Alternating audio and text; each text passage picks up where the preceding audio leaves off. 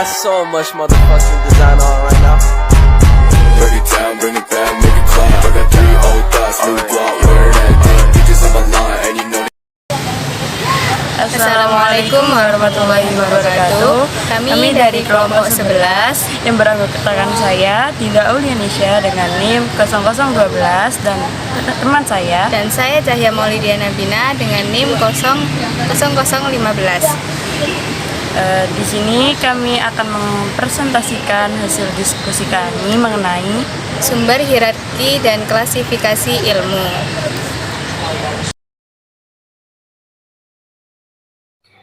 Baiklah, materi yang pertama akan saya bahas mengenai klasifikasi ilmu.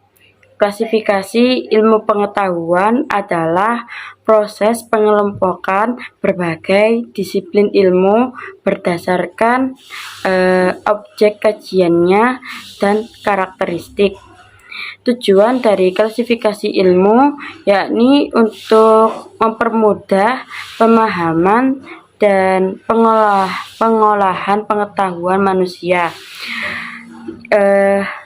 Dalam suatu hierarki ilmu terdapat saling berhubungan antara ilmu yang memungkinkan perwujudan kesatuan dalam keberagamaan dalam wilayah iman dan pengalaman keagamaan dan ilmu pengetahuan. Pengaruh intelektual Islam di masa itu sadar sepenuhnya akan hierarki objek dan subjek pengetahuan. Berdasarkan fakta tersebut, mereka mencoba mengklasifikasikan Al-Quran dan hadis dan ilmu-ilmu yang dianalisisnya. Itu yang berasal dari peradaban awal seperti Yunani, Persia, dan India. Klasifikasi ilmu pengetahuan oleh para filsuf, ilmuwan Barat dan Islam dapat sedikit berbeda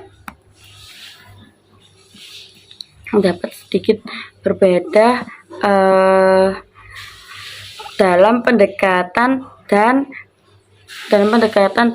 kategorisasi. Berikut adalah beberapa klasifikasi yang umum ditemukan pada kedua tradisi tersebut. Yang pertama, klasifikasi ilmu pengetahuan berdasarkan tradisi Barat, yakni dibagi menjadi 4 bagian. Yang pertama, ilmu alam yang mencakup fisika, kimia, biologi, dan astronomi. Pada ilmu alam ini berfokus pada pemahaman dan penjelasan fenomena alam dengan menggunakan metode ilmiah. Yang berikutnya ilmu sosial yang menyangkut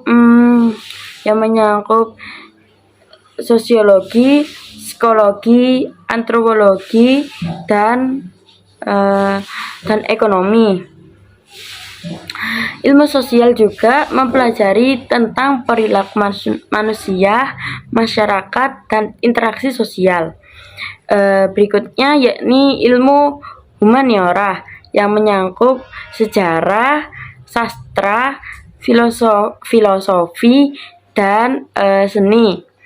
Pada ilmu humaniora ini berfokus pada pemahaman dan penafsiran manusia, budaya, bahasa, dan karya seni. Yang berikutnya yakni ilmu terapan. Ilmu terapan yang mencakup teknik, kedokteran, dan pertanian. Pada ilmu terapan ini menggunakan pengetahuan dari ilmu alam dan ilmu sosial untuk memecahkan masalah praktis. Dan yang berikutnya, klasifikasi ilmu pengetahuan dalam tradisi Islam. Sama seperti klasifikasi dalam tradisi Barat, dalam tradisi Islam pula dibagi menjadi beberapa, yaitu yang pertama ilmu syar'i yang menyangkut tentang tafsir, hadis, fikih dan usul fikih. Ilmu syar'i berfokus pada pemahaman dan aplikasi ajaran agama Islam. Yang berikutnya ilmu akli. Ilmu akli mencangkup filsafat, logika, dan matematika. Dalam ilmu akli menggunakan akal dan pemikiran rasional untuk memahami fenomena dan prinsip-prinsip dasar. Yang berikutnya ilmu tabi'i yang menyangkut astronomi, kedokteran, dan botani. Ilmu tabi'i mempelajari mengenai fenomena alam dan menggunakan metode ilmiah. Yang berikutnya yakni ilmu ijtima', yaitu yang mencangkup sosiologi, ekonomi, dan sejarah. Dalam ilmu ijtima' ini mempelajari mengenai masyarakat, interaksi sosial, dan perkembangan sejarah. Yang berikutnya Aristoteles juga mengklasifikasi ilmu yakni ilmu pengetahuan sebagai alat dan tujuan. Ilmu pengetahuan sebagai alat menurut Aristoteles yakni adalah logika, sedangkan ilmu pengetahuan sebagai tujuan dibagi menjadi dua, yakni ilmu teoritis dan ilmu praktis. Pada ilmu teoritis sendiri mencangkup mengenai ilmu fisika, matematika, dan metafisika. Dan yang berikutnya ilmu praktis. Ilmu praktis di sini mencangkup mengenai etika, ekonomi, dan politik. Dan berikutnya klasifikasi Aristoteles juga digunakan oleh filosof Islam seperti Al-Farabi, Al-Kindi, Ibnu Sina sebagai dasar klasifikasi ilmu-ilmu yang dikembangkannya. Lalu pada abad pertengahan klasifikasi pengetahuan yang diterima pada saat itu dan klasifikasi ilmu pengetahuan yang diterima dan dikembangkan pada saat itu ialah ilmu trivium dan quadrivium. Ilmu trivium dan ilmu quadrivium. Ilmu trivium mencangkup grammar, dialektika, dan retorika. Berikutnya ilmu quadrivium menyangkut aritmatika, geometri, musik, dan astronomi. Dan di Indonesia juga klasifikasi ilmu dibagi atas 4 kelompok, yakni agama, ilmu budaya, ilmu sosial, dan ilmu alam. Berikutnya para filosof Islam seperti Al-Kindi, Al-Farabi, Ibnu Sina, Al-Sirazi, Al-Ghazali, Ibnu Khaldun, dan Ibnu Taimiyah membuat klasifikasi dan hierarki ilmunya sendiri berdasarkan sumber Al-Quran dan hadis yang telah dikompilasi. Artinya, klasifikasi pengetahuan mana yang mendasar atau esensial, dan pengetahuan mana yang non-dasar dan non-esensial. Yang pertama yang akan saya bahas itu klasifikasi menurut Al-Kindi. Al-Kindi juga membagi ilmu klasifikasi seperti Aristoteles, yakni ilmu teoritis dan ilmu praktis yang menyangkut ilmu teoritis yang menyangkut fisika, matematika, dan metafisika. Dan yang berikutnya eh, ilmu praktis, yakni yang menyangkut etika, ekonomi dan eh, ekonomi dan politik. Dan berikutnya klasifikasi menurut Ibnu Sina. Ibnu Sina juga sama menggunakan klasifikasi ilmu semacam Aristoteles, yakni ilmu teoritis dan ilmu praktis. Dan berikutnya klasifikasi menurut Al-Farabi. Al-Farabi mengklasifikasi ilmu menjadi 6 bagian, yakni ilmu bahasa atau ilmi al-lisan, yang kedua ilmu logika atau ilmi al-mantiq, terus yang berikutnya ilmu matematik atau juga disebut ulum al-ta'alim.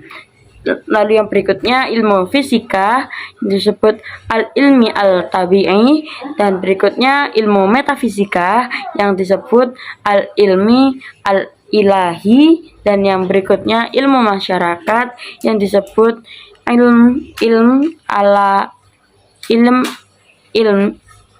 ala al-madani, dan yang berikutnya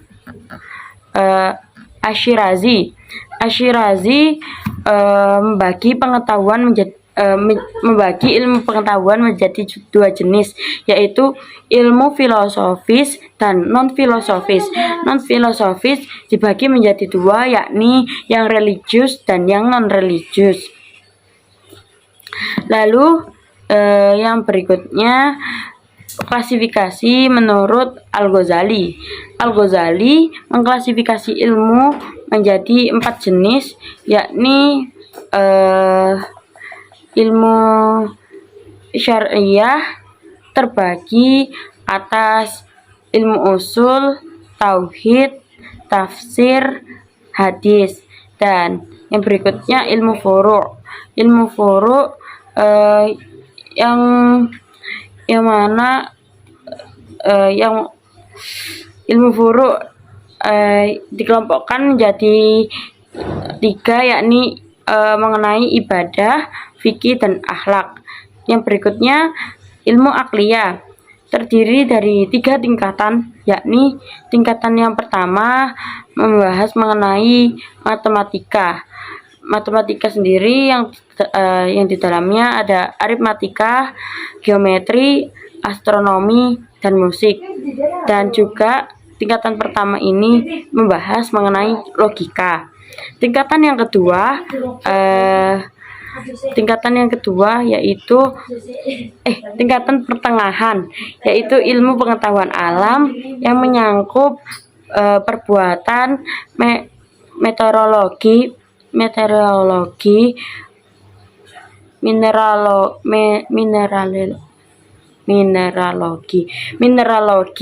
dan kimia.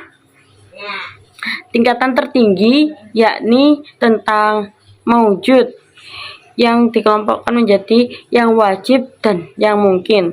Lalu yang berikutnya tentang pencipta, yang mana menyangkut zatnya, sifatnya, dan perbuatannya. Lalu yang berikutnya tentang tasawuf, tentang malaikat, syaitan, mukjizat, dan kiamat.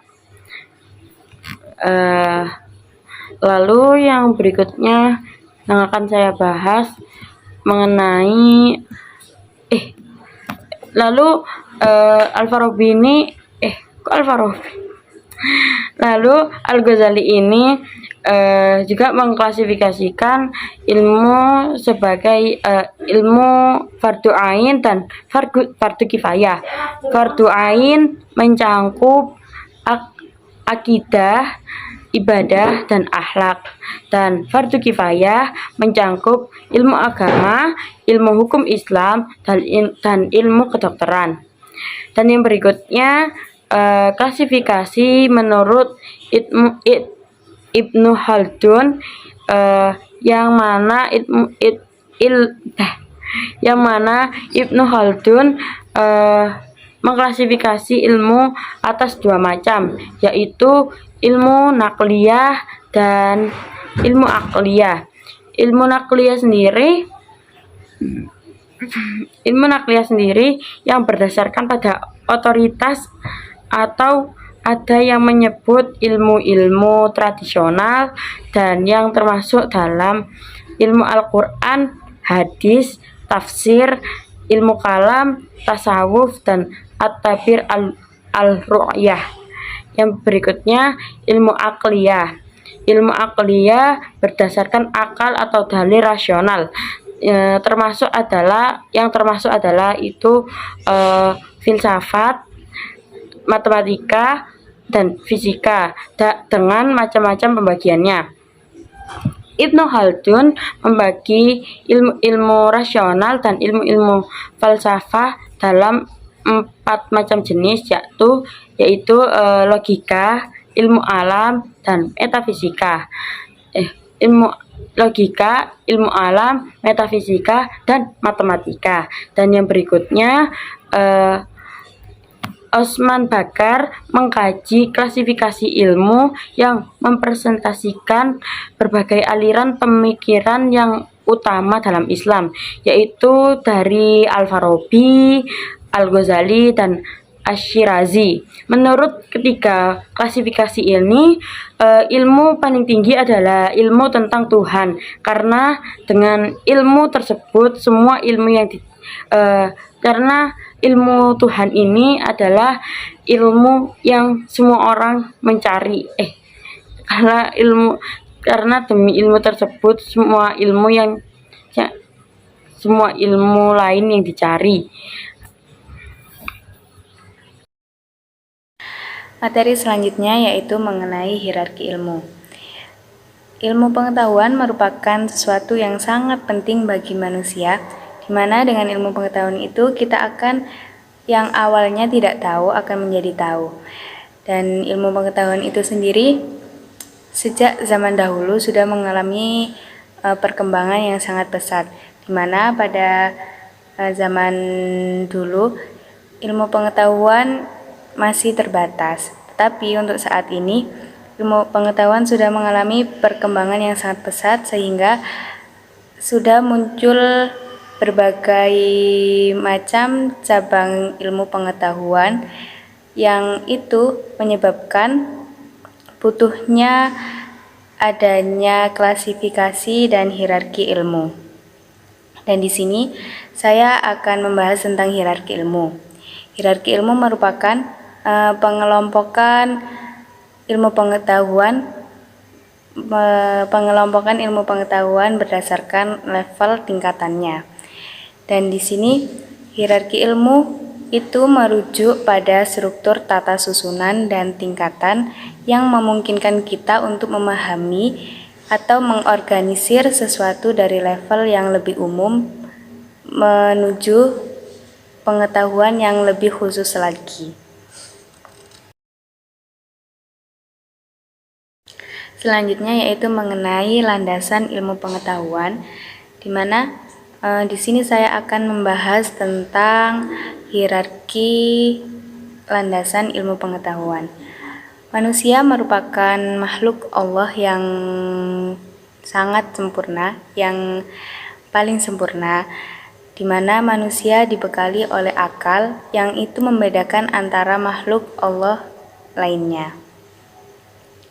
Dan akal tersebut yang kita gunakan untuk berpikir sehingga manusia itu dapat mengembangkan sebuah ilmu pengetahuan. Sebagaimana yang sudah saya jelaskan tadi, ilmu pengetahuan merupakan sesuatu yang sangat penting bagi manusia, di mana dalam keberlangsungan hidup manusia itu pasti butuh yang namanya ilmu.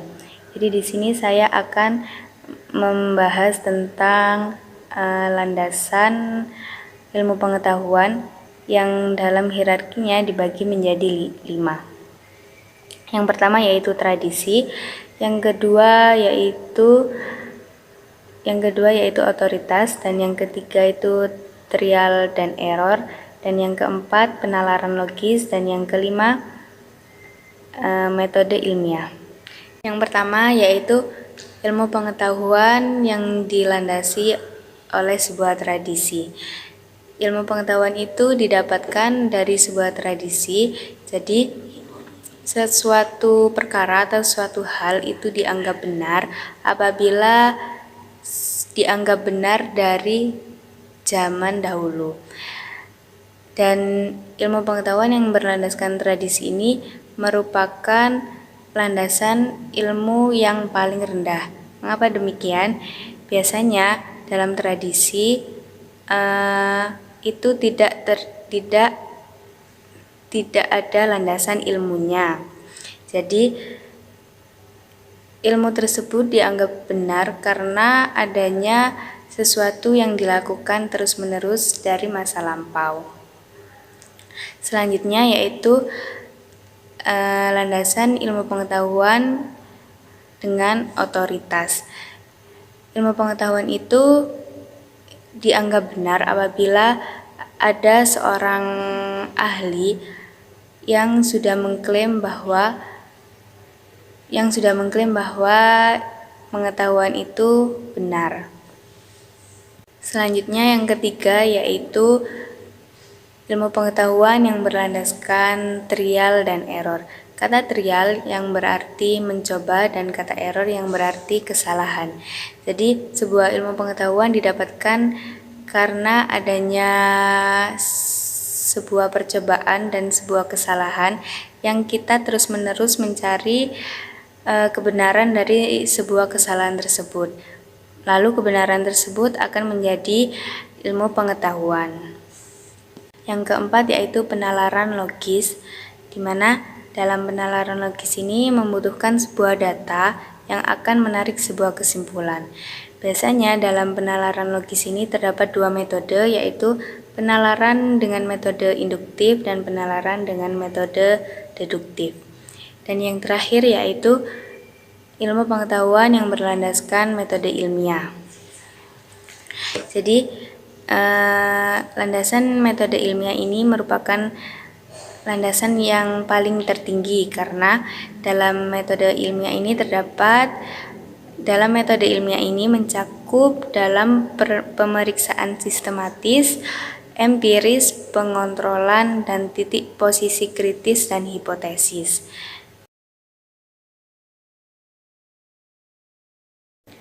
Selanjutnya, saya akan membahas tentang hierarki ilmu menurut Imam Al-Ghazali. Dalam falsafah Imam Al-Ghazali, beliau membagi hierarki ilmu menjadi 3 pendekatan, yaitu yang pertama pendekatan epistemologis, dan yang kedua yaitu pendekatan ontologis, dan yang ketiga yaitu pendekatan aksiologis.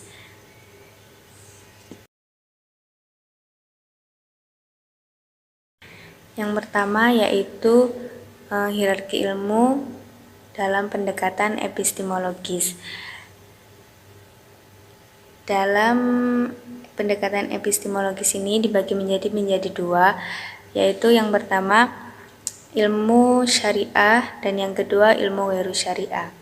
Dan selanjutnya ilmu syariah akan dibagi lagi menjadi 4, yaitu ilmu usul, ilmu furu', ilmu muqaddimah, dan ilmu mutammimah. Dalam ilmu usul itu membahas tentang tauhid atau keesaan Tuhan, dan yang kedua yaitu membahas tentang kenabian, dan yang ketiga membahas tentang akhirat, dan yang keempat membahas tentang sumber hukum dalam Islam, yaitu Al-Quran, hadis, ijma, dan qiyas. Selanjutnya ilmu furu' juga membahas tentang hubungan manusia dengan Tuhan. Yang kedua membahas tentang hubungan sesama manusia, dan yang ketiga membahas tentang kewajiban manusia pada dirinya sendiri. Dan yang ketiga yaitu ilmu muqaddimah, di mana ilmu muqaddimah ini adalah ilmu perantara dalam mempelajari ilmu syariah. Contohnya seperti ilmu bahasa Arab dan kaidah-kaidah yang mempelajari tentang bahasa Arab. Dan yang keempat merupakan ilmu mutammimah, yaitu ilmu penyempurna seperti ilmu tafsir, ilmu usul, dan ilmu hadis. Sedangkan dalam ilmu wiru syariah, yaitu ilmu yang didapatkan dengan adanya akal manusia. Jadi ilmu tersebut merupakan pengembangan dari proses berpikirnya seorang manusia. Contohnya seperti ilmu matematika, ilmu fisika, geografi, dan kimia.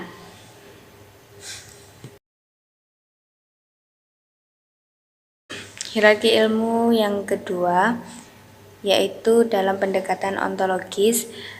Dalam pendekatan ini berisikan tentang kewajiban yang melekat pada manusia dan tujuan manusia itu hidup. Dalam pendekatan ontologis itu dibagi menjadi dua lagi, yaitu ilmu fardu ain dan ilmu fardu kifayah. Ilmu fardu ain yaitu ilmu yang dibutuhkan oleh setiap individu yang digunakan untuk beribadah kepada Allah dan juga berkaitan tentang sesuatu yang dibutuhkan saat di akhirat. Jadi ilmu tersebut masing-masing individu itu membutuhkannya. Dan yang kedua yaitu ilmu kifayah, di mana ilmu tersebut dibutuhkan dalam urusan manusia selama di dunia dan berkaitan dengan profesi manusia. Tetapi ilmu ini tidak wajib dipelajari oleh setiap individu, karena apabila salah satu dari kita sudah mempelajarinya, maka gugur kewajiban dalam mempelajari ilmu tersebut. Contohnya seperti ilmu kedokteran. Selanjutnya, hierarki ilmu dalam pendekatan aksiologis. Dalam pendekatan ini, Imam Al-Ghazali membagi lagi menjadi 3 bagian, yaitu ilmu mahmudah atau ilmu terpuji, yang kedua ilmu netral, dan yang ketiga ilmu tercela atau ilmu madmumah. Dalam konteks 3 ini, ilmu syariat tidak masuk pada ketiganya, karena ilmu syariah itu tergolong pada ilmu yang terpuji semua. Jadi yang masuk dalam 3 konteks ini adalah ilmu wiru syariah. Yang pertama yaitu ilmu terpuji atau ilmu mahmudah, di mana ilmu ini apabila kita pelajari akan membawa kemaslahatan bagi kita maupun orang di sekitar kita. Contohnya seperti ilmu kedokteran. Dan yang kedua ilmu netral, yaitu ilmu yang hukumnya mubah atau boleh untuk kita pelajari. Contohnya seperti ilmu matematika, ilmu fisika, ilmu politik, dan lain-lain. Dan yang terakhir yaitu ilmu madmumah, yaitu ilmu tercela. Ilmu dianggap tercela apabila ilmu itu akan membawa kerusakan bagi kita maupun sekitar kita, dan ilmu tersebut lebih banyak mudaratnya daripada manfaatnya. Dan yang ketiga, ilmu tersebut tidak ada dampak atau tidak memberikan dampak peningkatan pengetahuan bagi seseorang yang mempelajari ilmu tersebut. Contohnya seperti ilmu nujum, ilmu sihir, dan ilmu ramalan. Jadi kesimpulannya, hierarki klasifikasi dan hierarki ilmu itu muncul karena adanya perkembangan ilmu pengetahuan. pada zaman dahulu ilmu pengetahuan itu tidak seluas sekarang. Dan seiring berjalannya waktu, sebuah cabang-cabang ilmu atau disiplin ilmu itu mengalami perkembangan dan itu membutuhkan adanya klasifikasi dan hierarki ilmu untuk memudahkan kita untuk mempelajari ilmu pengetahuan yang sangat banyak. Jadi kesimpulannya klasifikasi ilmu merupakan pengelompokan ilmu pengetahuan berdasarkan karakteristik atau objek kajiannya. Sedangkan hierarki ilmu merupakan pengelompokan ilmu pengetahuan berdasarkan tingkatan level pembahasannya. Mungkin itu saja pemaparan materi dari kita. Kurang lebihnya mohon dimaafkan. Wassalamualaikum warahmatullahi wabarakatuh.